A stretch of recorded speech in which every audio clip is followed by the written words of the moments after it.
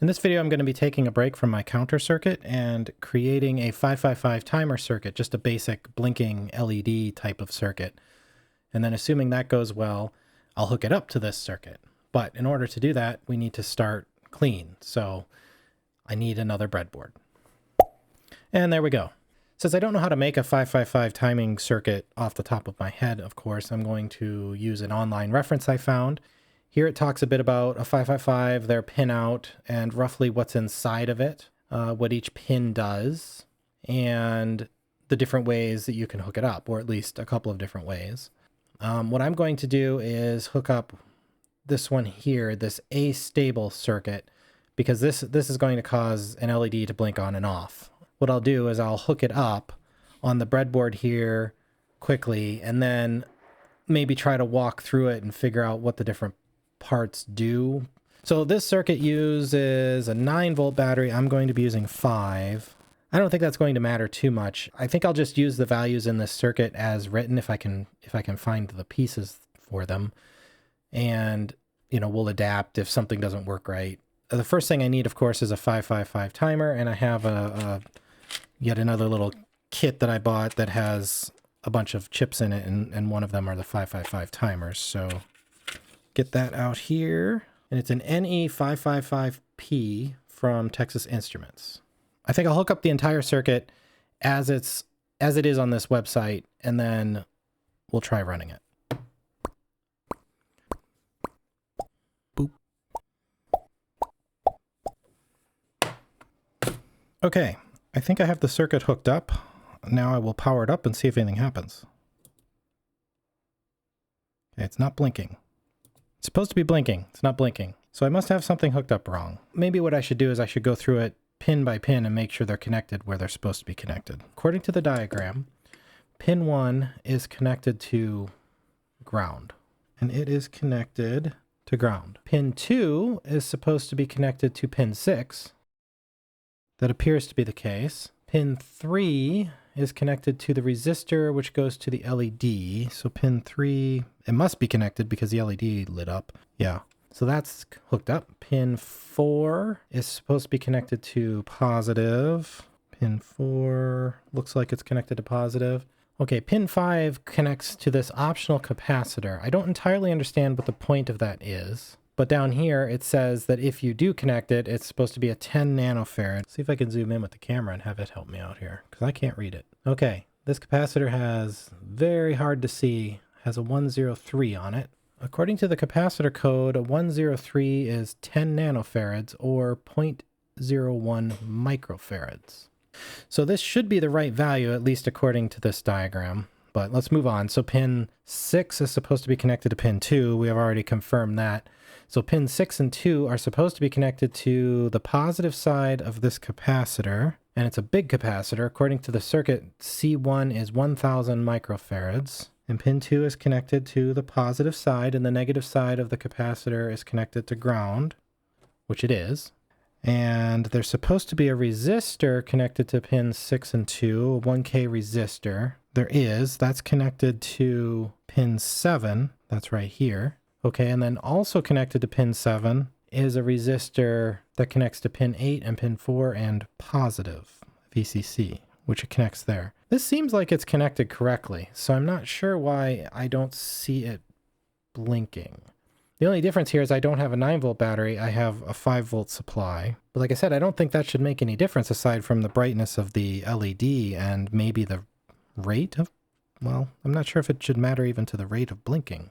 It says right here you don't need exact values for the resistors and capacitors, but if you use them above, it should blink about once every other second. Now, I'm not seeing that. Seems to me like it's just solid on. I'm not sure why that would be. Well, let's try taking this capacitor out here, the one that it says is optional. No change. Let's try taking the large capacitor out and putting in something smaller.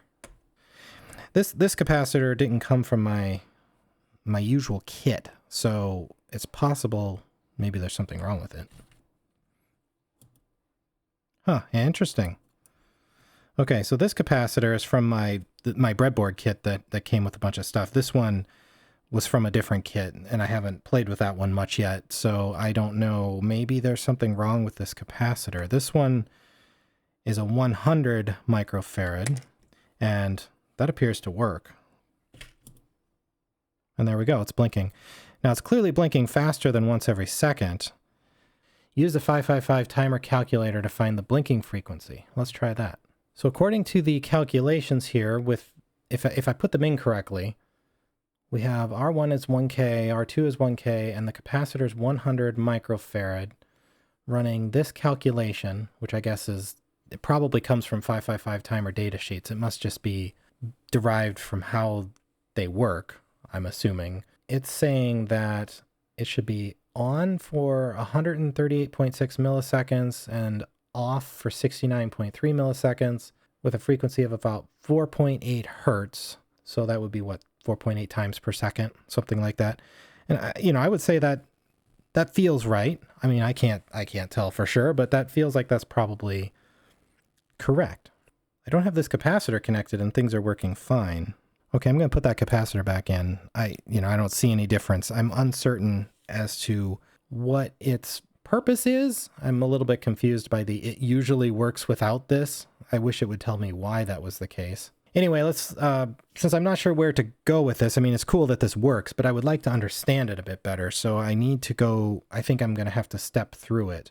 One thing that I think I know about the 555 timers is that I think part of the purpose, I don't know if you'd say it's the purpose or not, but one of the benefits of the 555 timer is that this output, I think, is a clean square wave. Like, it's very clean. So all of the bounce type stuff that I had going on in my previous video shouldn't apply here, because I think the up and the down voltage swings are very sharp. If I had an oscilloscope, maybe I could see how sharp they really are, but I think they're supposed to be very clean square waves. I don't know what that means at the moment, aside from the fact that I think I should be able to hook this up to my counter circuit without any debouncing stuff at all, and I think it'll just work cleanly. At least that's my hope. We'll get there in a little bit, I think. Okay, so this part of the circuit, I understand. The output is either high or low. It's going through this resistor, which limits the current that the LED draws and lights the LED or not, because it either has roughly 5 volts or no volts coming out of here, I suspect. That makes a lot of sense. That's why the LED is blinking. So the part that confuses me is this capacitor here confuses me. And then over here, we have a bit of a complication. Pin 1, that's easy. That's ground on the description up here. Ground. So, of course, that connects to ground. Pin 8, I think, is VCC. Yeah, pin 8 is VCC.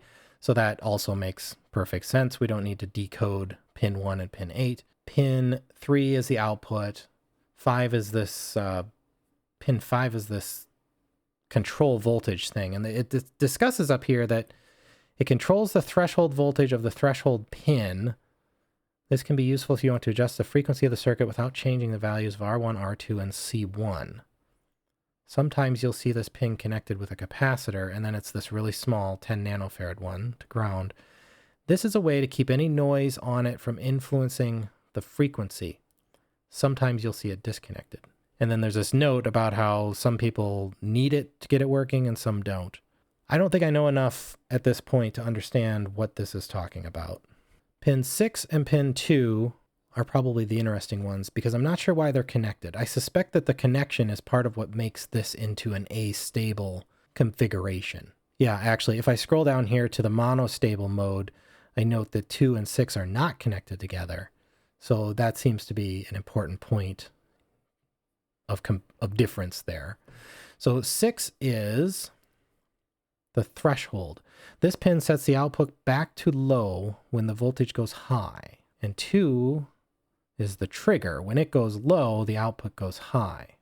Okay, I'm not sure I follow that currently in my head. I'm not 100% sure what the implications are of having those connected together like that. It seems like some kind of a feedback loop, maybe? If I'm understanding that correctly, both 2 and 6 are inputs, so they're both being set to the same thing with whatever implications that brings.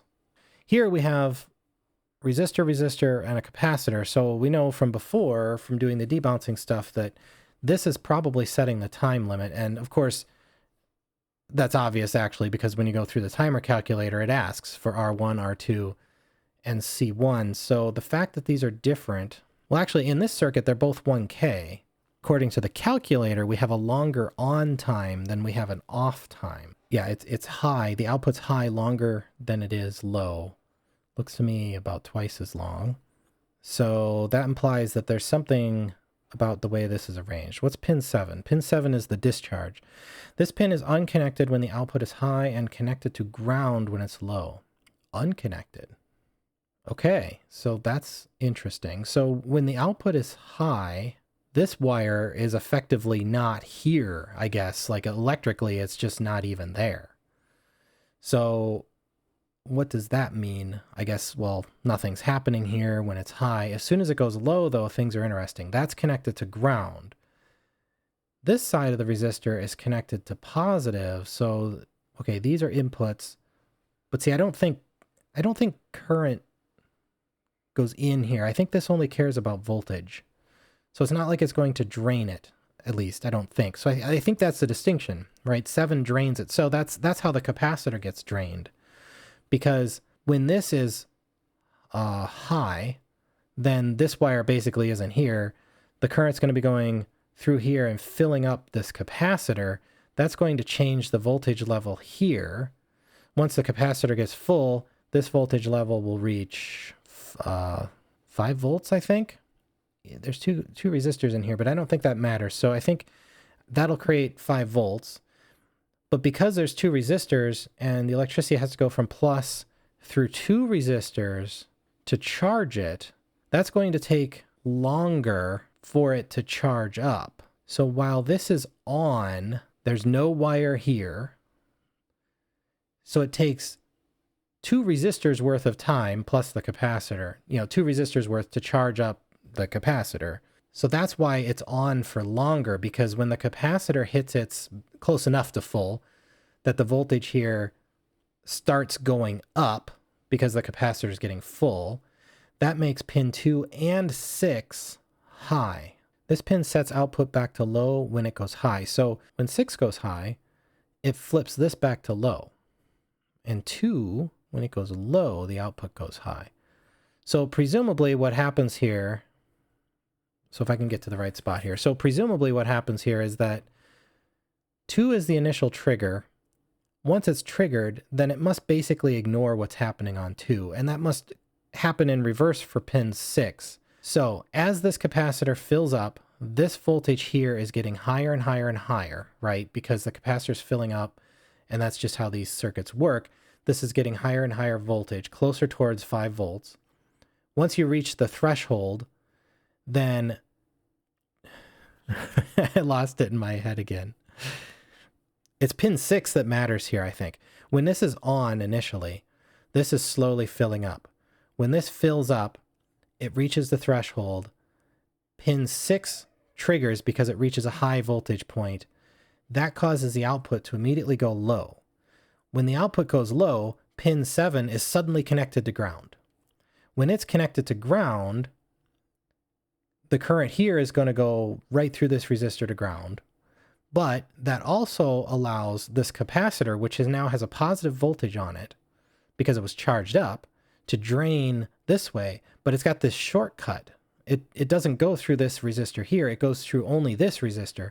That's why the discharge time is faster. So it discharges through pin 7 until it's empty, right? Until this point reaches roughly 0 volts or reaches the low threshold. That causes pin 2 to trigger, which flips pin 3 back on, and then the process repeats. But that's why it's asymmetrical. That's why it's low for 69.3 milliseconds and high for 138.6 milliseconds. So if you wanted them to be equal, then I think I could get rid of R1 because then everything goes through R2. I don't think there's any reason. So I could just remove R1 and they would be symmetrical, but it would be faster. It'd be a little bit faster because the on state is going to be shorter. So I think that's what'll happen. So, okay, so which one? R1 here is between pin 8 and 7. So if I simply remove that, we should see a change in blink speed, but then it should be symmetrical. I don't know if I'm going to be able to tell because this is blinking pretty quickly. It's hard to tell, but let's see. Let's turn it on and see what happens. Oh, that didn't work at all. There's probably a few of you just screaming at your screen right now. Pin 7, it's on, which it is right now. Pin 7 is connected to nothing, according to the description above. So because it's connected to absolutely nothing, there's no circuit here, right? We can't do anything. So I think what I have to do is connect pin 7. If I want to operate without R1 at all, I need to connect pin 7 directly to VCC. Oh, but see, that sounds bad, because when pin 7 turns on and makes a connection here, then essentially there's going to be a short between VCC and ground. So actually, I really probably need to have a resistor here. Don't I? Is there a way to make these symmetrical then? Because if this discharges through this one, how would you make them perfectly symmetrical? It seems like it'd be bad to have a direct short, unless of course pin 7 doesn't allow any current through it. No, that can't be the case. Pin 7 has to allow current through it, or the capacitor wouldn't be able to discharge. I could probably hook this up, but I'm guessing that this is probably bad because, well, I'm not sure I want to hook it up. It might burn out the chip. Ah, what the heck, right? I have other 555s. Hopefully it doesn't start anything on fire. Okay, I have 7 hooked directly up to VCC. Oh boy. It worked once. I think this power supply has some kind of a short protection in it. I've seen this before when I had some of these long dangly wires connected and they touched, and I've noticed that this just shuts off, and I think that's what's happening. That's good because it probably just saved saved the chip here. Okay, so I'm going to take this out. Okay, actually putting a 0 in for R1 does do what I think I was intuitively thinking it should do. It makes the time high and low the same, but it doesn't really work. So maybe one answer is to put a very small resistor in there so that it has a very minimal impact. Yeah, if I put 10 ohm into the calculator, then the timing is, they're very close to the same. Like, obviously I would prefer if there was a way to get this to do it exactly, but I'm not really sure what the answer is there. Okay, you're not going to be able to tell on camera that that's changed, but this is now a 10 ohm resistor. Oh, it doesn't work. Why didn't that work? Interesting. Is it still drawing? Maybe it's still drawing too much current and triggering the protection in this thing, or else something else is going on here. I think the next smallest I have around here is a 100. I just have to find it. Okay, 100. And it's just on continuously. Interesting. I don't know why that's happening. It should be on for 76.2 milliseconds roughly. Oh, now it's working, but I didn't change anything. All I did was calculate and then it worked. What's going on? Was this loose? Whoa. What is going on here? All right, I'm honestly at a loss to explain this. I tried to make sure everything was down and tight. I think it all is in there, but we saw it blinking with the 100 ohm resistor in here, and now it's not. Oh, interesting. Okay, I think I see the problem. I don't know if you can see this, but these resistors, their coating peels off really easily, and I think what happened here is the coating on this resistor peeled off, and it was touching the lead of the resistor next to it, and that was shorting across there. That's wild. I'm assuming these are not super high quality resistors, that their coating is just peeling off like that. That's not great. So I need to make sure these guys are away from each other. I wonder if this explains any other weird problems I've been having in the past. Messing around sometimes off camera, and I've had things where it's like it didn't seem to work, and I did it again and then it worked, and I didn't know why. I wonder if that is leading to confusion. Well, that's not great, but I think that's the answer right there. That's what was going on. I wonder if that was what was happening with this 10 ohm. I need to swap it out now and find out. I have to try now. See, one of the problems with these things too is that their colors are really hard for me to read, and I'm not sure if it's just, you know, my eyesight or the light here or what. Hopefully you can see this multimeter. I can't tell which one this is, so I'm just going to measure it. 10. Okay, this is the 10 ohm resistor back in the circuit, which didn't seem to work before, but I think because it was touching that. Let's find out. No, the same thing happens, and I can tell they're not touching. So something about the 10 ohm is allowing too much current through the circuit, and it must be tripping something in this little power supply. It's okay with the 100 ohm, and it blinks pretty close to symmetrical. That's cool. I'll just leave that be for now. I think the next logical thing to do is to try a variable resistor. All right, there we go. We have a much slower blink. So if I turn this direction, it should get faster. And it does. Till we get so fast we can't see it. Presumably it's blinking. I can see a tiny flicker. I don't know if that's... Oh, I think I see it on the camera. It's actually easier to see on the camera than in person. All right, this is pretty neat because I can adjust this. So what I want to do is take this circuit and hook it up to my counter. Okay, I've replaced the jumpers with shorter wires, and it still works. Good. I have both boards wired together now, so the power supply should be powering both boards. That's the only thing that they share is the power supply, so they're independent. But when I turn this on, both circuits should work. And they seem to. So I can still adjust this. Yep. Okay. And then up here I can push my button and it's still debounced. Good. Okay, so I think what I'm going to do now is I'll shut this off. I will disconnect all of my debounce stuff that I spent so long getting to work correctly. I'll disconnect the button, this part of the debounce, and I'll disconnect the Schmidt hex inverter as well, clean that up a bit, and then I'm going to run the output that currently goes to this LED. I'll just make an additional jumper over here to the clock input of the counter, and I think I'll have an automatically counting counter, finally.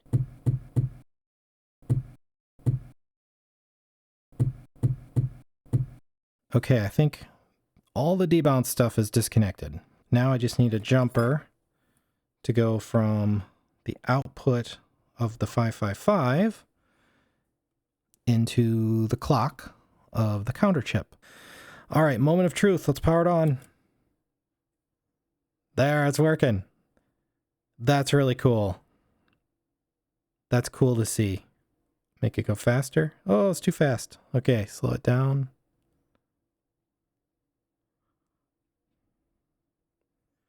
Okay, this is really cool. I don't know. I'm really loving the fact that all this works. I find this is a fun moment. Let me just play with it for a little while. Okay, well, that was really fun. I know I keep saying that, but it just was. I really enjoyed it anyway. I hope you did. If you did, thumbs up and subscribe if you haven't. I really love seeing the numbers go up. Who doesn't love seeing numbers go up? And that's all for this time. See you next time. Bye.